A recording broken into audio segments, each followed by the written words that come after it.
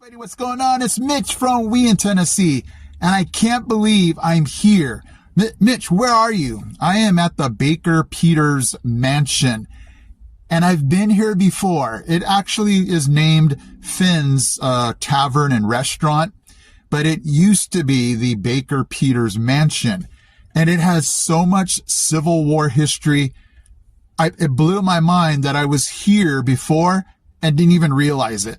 And I'll bet you when I go in and ask, they're going to be like, yeah, most people come in here and don't even realize how much history, Civil War history of Knoxville happened right here at this house. So let me kind of set the stage for you, because, you know, without the stage, you don't even know what's going on. It used to be the Baker, and then they sold it to the Peters. So that's why it's the Baker Peters Mansion. But anyway, Dr. James Harvey Baker was the owner of this mansion that I'm going to show you. And so I don't want to get into too many details. Well, you know, you guys deserve all the details. He was a Confederate, you can say, supporter. And here's what happened. The Union was in this area, and this area was mostly Union supporting, with a lot of, you know, with a good amount of Confederate support also. And that's why the Knoxville Civil War had so much tension, because there were so many, you know, just headbutting as far as their beliefs and which side, you know, who was on which side. But anyway, again, Baker was on the side of the Confederacy. And, you know, what's really tough is back then the facts were so hard because of the early dates and of record keeping. So I'm going to try to give you what I feel is the most accurate. And so what happened was the Union thought that Baker was, you know, helping the Confederacy, you know, like giving them ammunition, giving them secrets, you know, helping them with their side of the war. And so the Union basically rolled up here on the mansion and demanded to get inside the mansion and see what they could do. Who knows what their intentions were. But Dr. Harvey James Baker wasn't going to have that. He basically shut the door, barricaded the door, and here's where the story gets crazy. The shooter was unknown, but a Union soldier shot 2 shots through the door. Now, what's crazy is, and this is the part where facts are really hard to establish, but they shot through the front door and they killed, well, I mean, not on the spot, but hit Baker in the second story or upstairs. And it gets a little foggy whether he was on the stairs or if he was actually upstairs. But what's crazy is the trajectory that would have to be to shoot through the front door and hit him upstairs. Basically, though, he lost his life with that shot. And that's where the Civil War story gets tragic, crazy tragic, because then the ball rolls from there. But what I want to do today is kind of show you this place, and then I'm going to go inside and see if they will show me the door. The door where they shot through is actually still here, and I'm hoping that I can get here in a slow time where somebody can actually show me that. So let's get rolling. Okay, so I've just parked, and here is the mansion from the side here. I'm going to walk around to the front and definitely go inside, but you can see all the brick. I guess I was supposed to come up through here.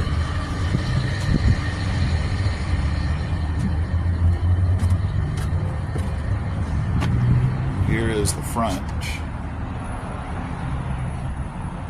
So we got Finn's Restaurant and Tavern.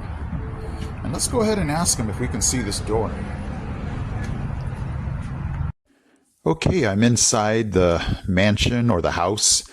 Those stairs lead up to the Finn's Restaurant. And over here to the right. Looks like some type of dining room. There's a picture of Abner Baker, and I will speak about him very shortly. There is a bigger portrait of him here. Okay, so this is the front of the house here. There's the Finn's restaurant sign. Okay, here is the dentist office. It is closed, so I'm going to have to come back another day.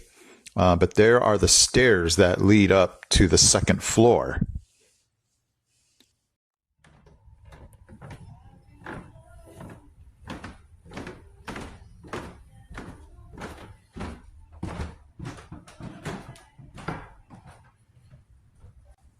Okay, I'm going to go ahead and head outside of the house now. This is going to be the front door, leading out to not the real burial site of Abner Baker. And again, I'll talk about him in a second.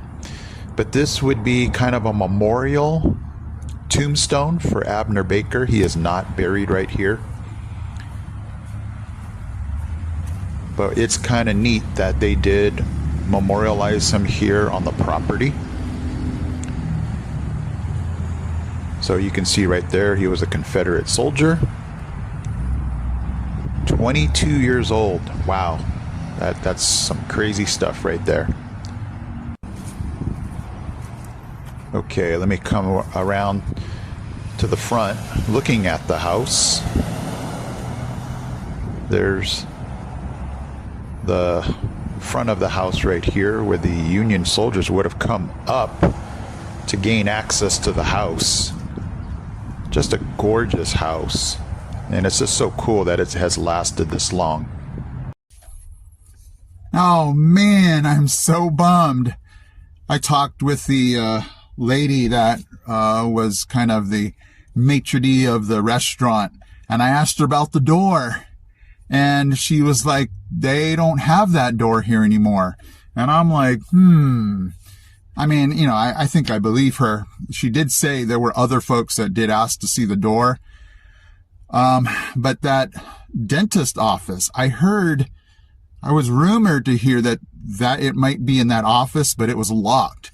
So I'm going to give them a call and see if that's actually true. It was closed, so I can't call right now, but I'm going to call another day and ask just to verify that that door is not there anymore. Well, I have to make an amendment to this story.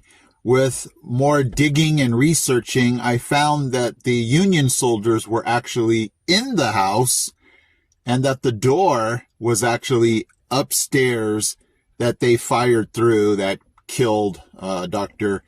James Harvey Baker. So that kind of took away the mystery of how that bullet would have gone from the first story to the second story. And it makes a lot more sense now that he would have been upstairs barricaded and that the Union soldiers were fearing that Confederate soldiers were in the house. And that's why they would have shot through the door, because they would have never have considered opening the door if they knew that there were soldiers behind it. So it kind of brings the story kind of more to reality and more, like that really could have happened. So much history is involved right here. And so that was the start of the Knoxville kind of tragedy here, because that was the first real death from the Civil War here in Knoxville. It kind of got the ball rolling, and that's going to lead into Abner Baker. And that's where the story gets really tragic, because Abner was the son of James Harvey Baker. And after hearing about his dad getting shot, 2 years later, this is where the story gets crazy, because Abner Baker actually was a Confederate soldier, and he was a soldier for 2 years. Coming home, he had learned of his father's death.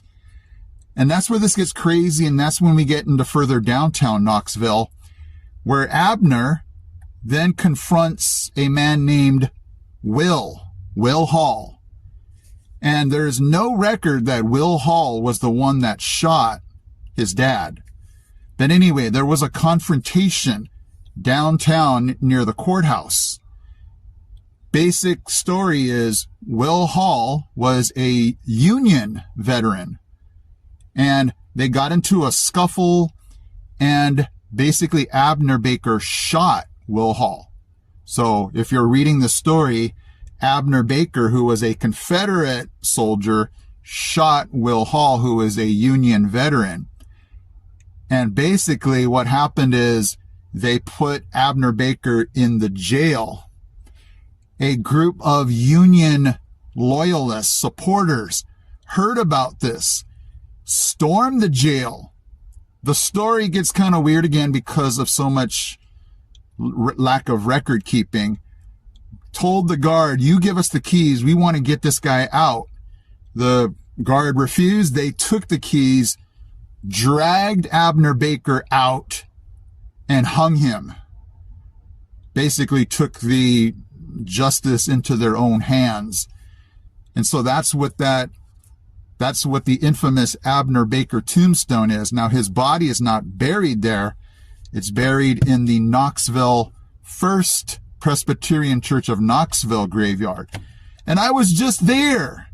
And that's the part that I was like, man, I was there and I didn't even see Abner Baker's grave because I didn't know about this story. So now I'm going to head over to that graveyard to see Abner Baker.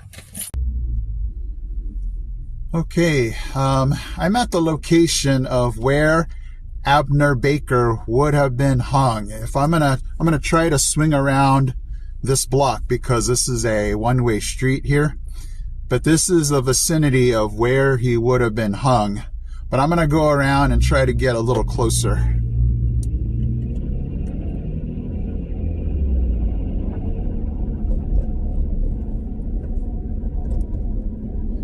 So I'm coming upon the courthouse, and this is where it would have been.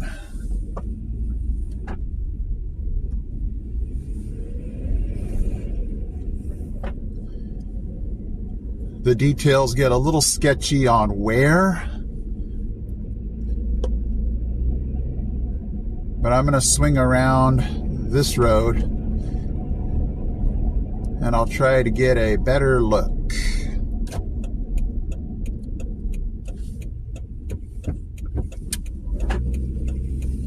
Okay, so here's the courthouse coming up here.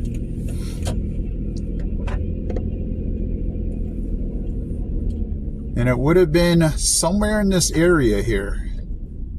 And this is the part that gets a little foggy. There is no one location. There's no marker or anything like that.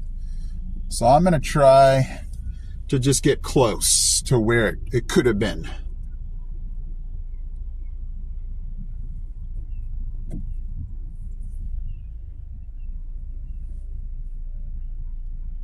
So to my right here is where the old courthouse used to be.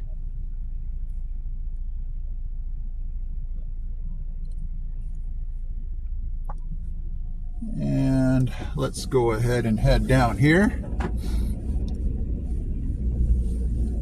And it would have been somewhere in here. To my left is the marketplace.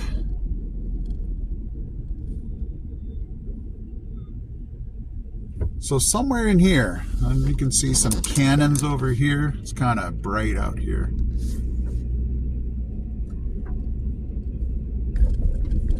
So crazy.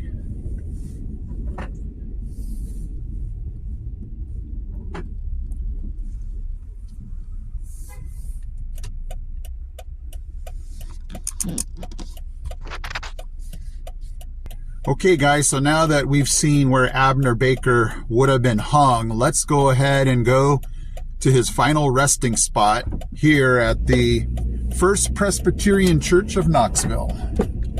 Okay guys, we are back here at the First Presbyterian Church in Knoxville here. And here it is. try to be as respectful as I can.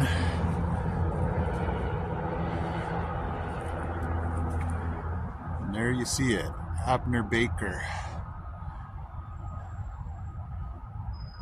And this thing is probably one of the tallest headstones here in this whole cemetery.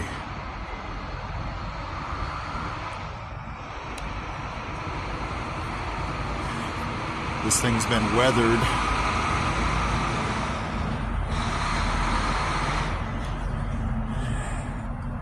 It's kind of surreal to be right here, you know.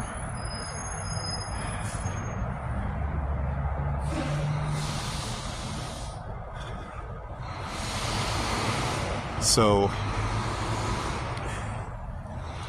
you might ask, well, why is he buried here?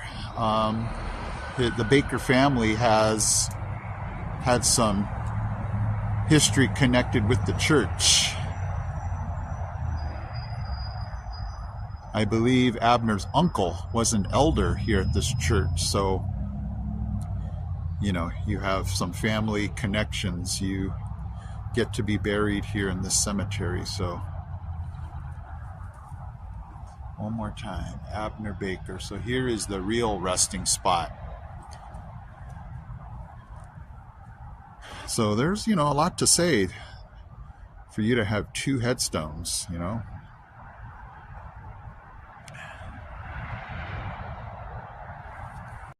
Okay, so now that we've seen where Abner Baker's final resting spot is, I thought it was only appropriate to see where Dr. James Harvey Baker's final resting spot is. So we're off to Cedar Springs Presbyterian Church in Knoxville's cemetery. The one thing that makes a lot of sense if you look at this map is how far away the cemetery is from the Baker Peters house. It is 1.8 miles away. And so that makes a lot of sense that they would have him buried very close to the home.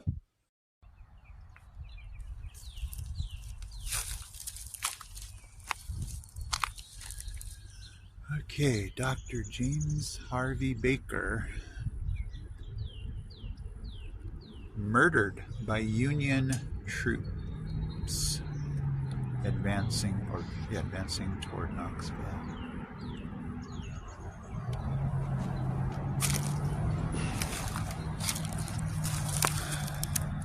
Yeah, I don't know why this headstone looks so new.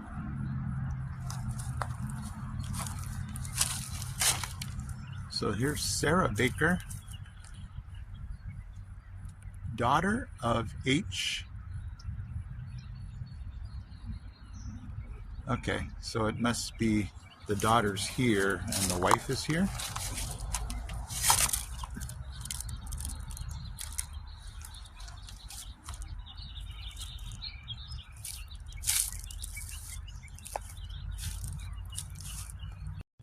The one thing I noticed, and it struck me weird, was how new Dr. James Harvey Baker's headstone was.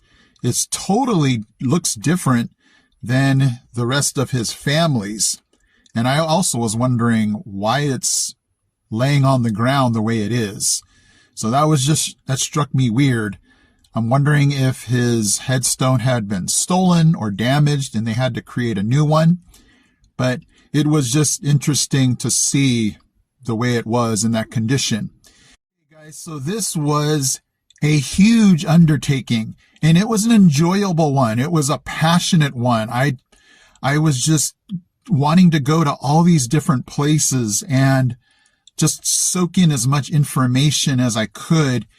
And yes, it got sadder the more I dug into this family, and it just was, you know, even more sad when I found out about Sarah and, you know, passing away with the birth of their child. And then the child, Sarah, dies 4 months after childbirth. So I was just like, man, how much grief and tragedy can one family take? But it was, in the end, it's actually kind of, man, I just got so absorbed in this story. So it was I don't even want to say emotional, but to finally just finish the project that I was, wanting to fulfill.